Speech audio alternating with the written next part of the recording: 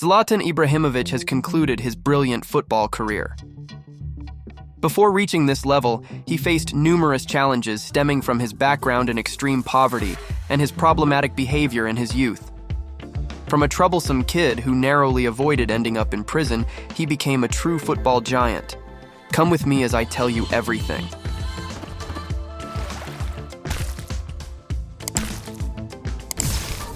In childhood, no one could have predicted that the skinny, awkward, and extremely troublesome little boy would become one of the best football players of his generation. Ibrahimovic grew up in a dangerous housing project in the center of Malmö. He was one of 5 children in a family facing hardships. At the age of 2, his parents divorced, adding further challenges to his journey. Zlatan did not have a peaceful childhood. He suffered from a speech impediment, felt a lot of shame about his big nose, and admitted that he attended school mainly to access free lunch. Upon realizing this, the school administration decided to hire a support teacher to work with him, aiming to help him with his difficulties.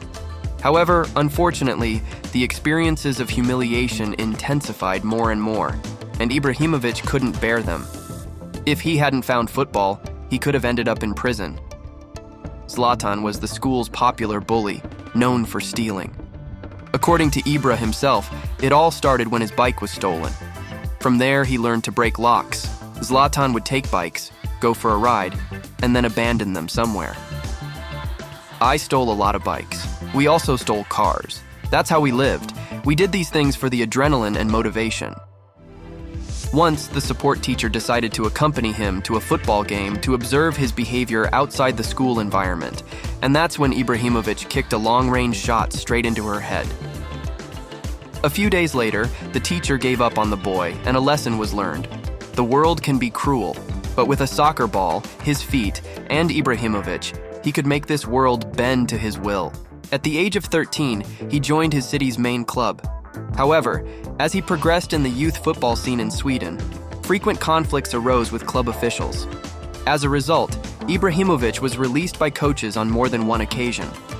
To further complicate matters, parents and teammates started various petitions demanding his expulsion from the club.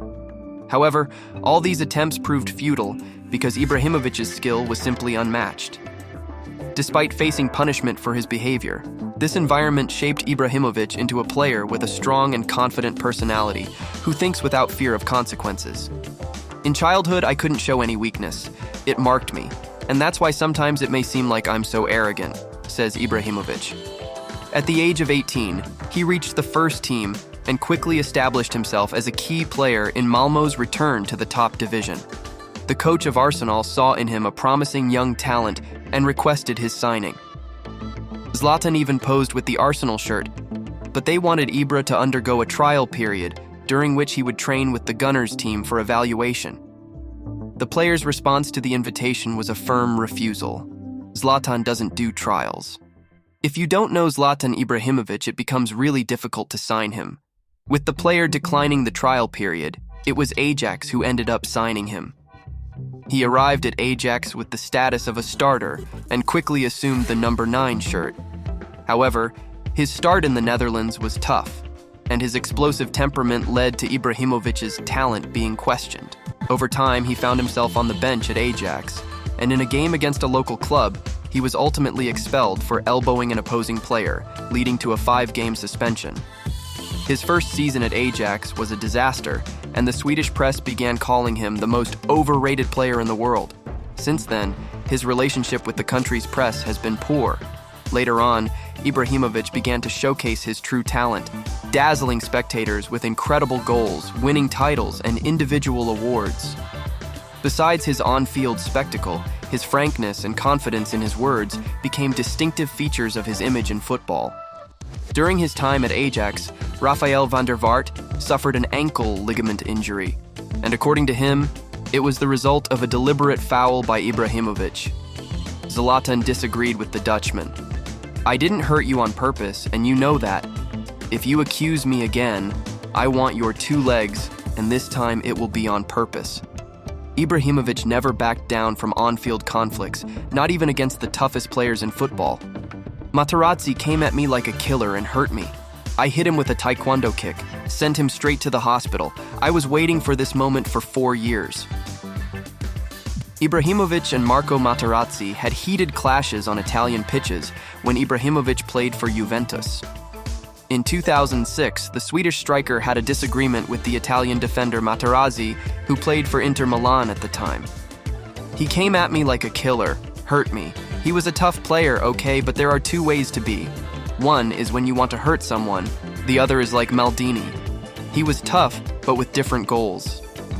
After the foul, I had to leave the field for a moment. Capello said he wanted to substitute me. I said I didn't want to continue. I wanted to get back on the field to get revenge on Materazzi. If someone does that to me, I don't forget. But after 2 minutes, I felt too much pain to continue, recounted Zlatan. There was payback, and in true Ibrahimovic style, as a great lover of martial arts, he didn't let it slide. The striker moved to Inter Milan, where he played from 2006 to 2009, then to Barcelona, before finally arriving at rival AC Milan. And that's where it all happened, in the 2010-2011 derby. Everyone was against me. That motivates me more.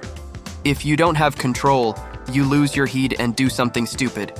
I managed to earn a penalty, and Materazzi committed the foul, 1-0 for Milan. In the second half, Materazzi came at me. I hit him with a taekwondo kick, sent him straight to the hospital. Stankovic asked me why I did that, and I quickly replied, I was waiting for this moment for 4 years. Everything comes back. And then it was over, concluded Ibrahimovic in 2012. Ibrahimovic arrived at PSG to lead an ambitious project, and when asked about the French league, he said, "It's true that I don't know much about the players here, but they definitely know who I am." During his time at the club, he became PSG's main player. Despite scoring 18 goals in 16 games in his first season, Ibrahimovic faced intense scrutiny from both fans and the club. In response, he expressed his frustration, stating, "I don't understand why the PSG fans are so demanding. Before I arrived, they didn't win anything." Zlatan couldn't lead his national team back to the World Cup in 2010 and again in 2014. After Sweden's elimination in the playoffs, he stated, "A World Cup without Zlatan is not worth watching." With his contract nearing its end, PSG wanted to renew with their star. In an interview, Ibrahimovic left his future open, saying, "If they replace the Eiffel Tower with a statue of me, I'll stay at PSG." However, Ibrahimovic ultimately decided to leave the club, concluding his time at Paris Saint-Germain with 156 goals in 180 games. He declared, "I arrived as a king and left as a legend." Unfortunately, the exceptional player who provided us with so many emotions ended his brilliant football journey at the age of 41. Now, I want to hear your opinion. Do you think Ibrahimovic belongs on the shelf of football legends? Write it down in the comments.